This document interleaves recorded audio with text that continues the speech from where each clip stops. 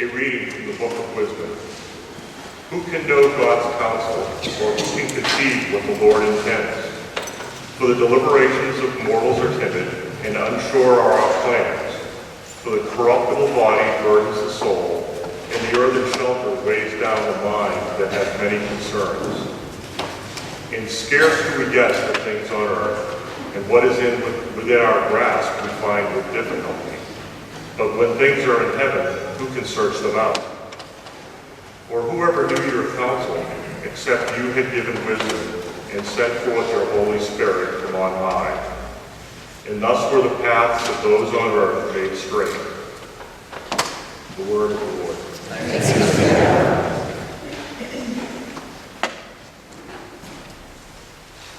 In every age, O Lord, you have been our refuge. In every age, O Lord,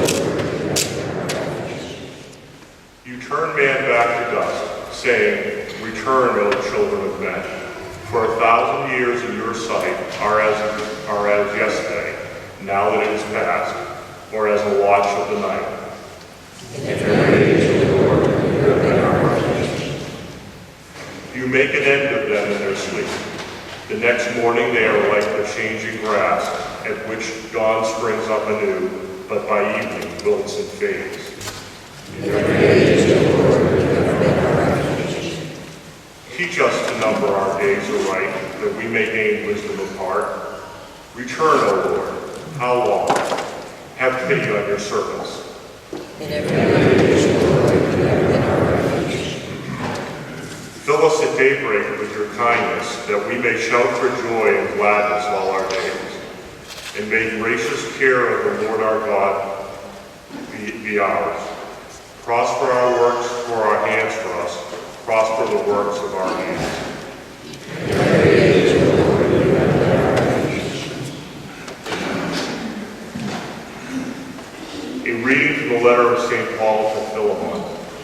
I, Paul, an old man, and now also a prisoner for Christ Jesus, urge you on behalf of my child Onesimus, whose father I have become in my imprisonment. I am sending him, that is, my own heart, back to you.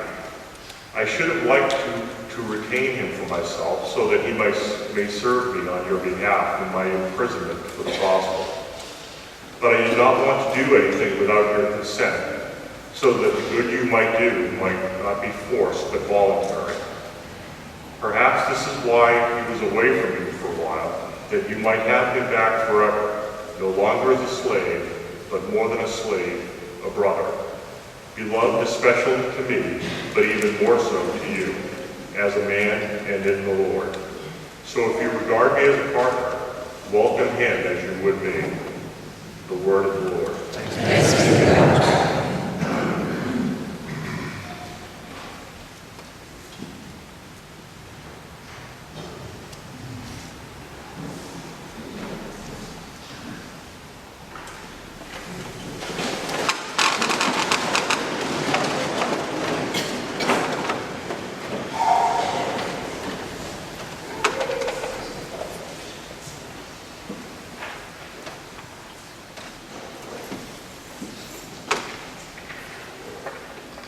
The Lord be with you. And with your spirit. A reading from the Holy Gospel according to Luke.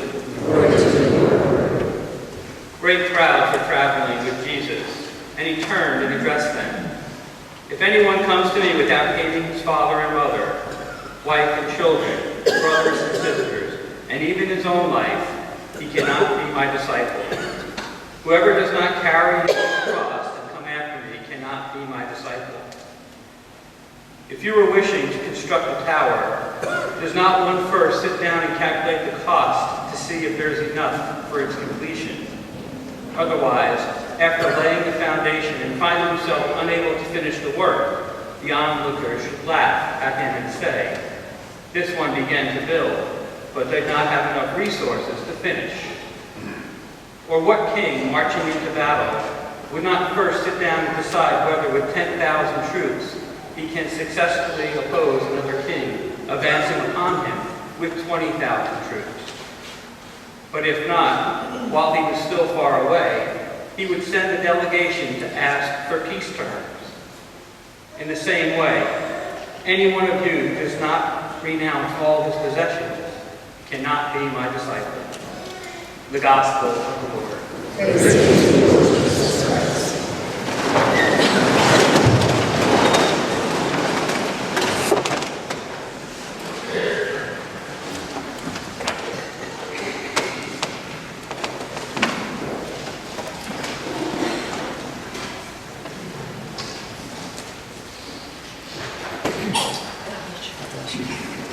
If you had the resources to do anything whatsoever, how would you decide what to do?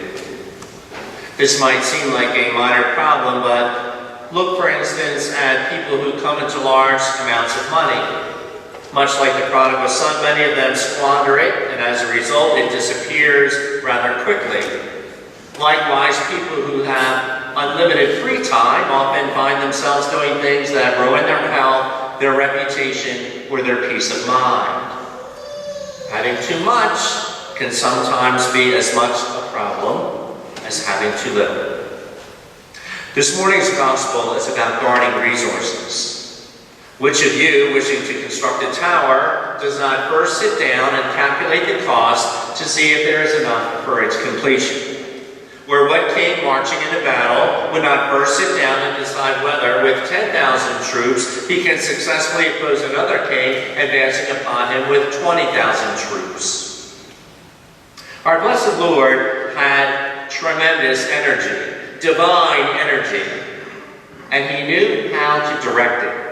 He was so clear about his mission that he avoided many real and potential energy leaks. For example, even though he was a teacher, in Matthew 21, Jesus refuses to engage in meaningless debates with the chief priests and the elders who wanted not to learn, but rather to argue. Even at his trial, he did not waste any energy or any time in what he knew would be a fruitless defense. Although he was a recruiter of sorts, our blessed Lord never wasted an energy begging or manipulating others to follow him. In fact, he trained his disciples to shake the dust from their feet and move on to the other villages if people were resistant to his ideas.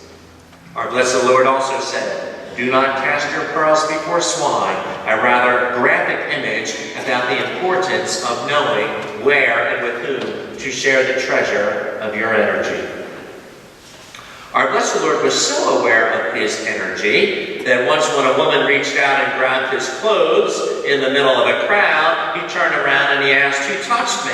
And the apostles were astonished since he was being pushed and shoved and crowded in by many as they walked along. "Everybody's touching you," they said. He said, "No, I felt power go out from me."